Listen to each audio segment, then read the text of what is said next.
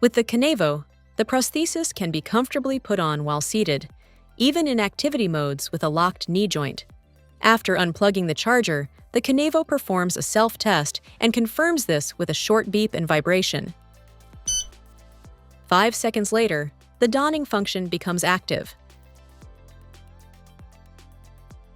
Flex it in one continuous motion to the desired angle. The Kenevo then prevents further flexion so the prosthesis can be donned. Repeat the steps if you need to adjust the flexion angle. After the prosthesis is donned, the usual behavior of the selected activity mode is restored.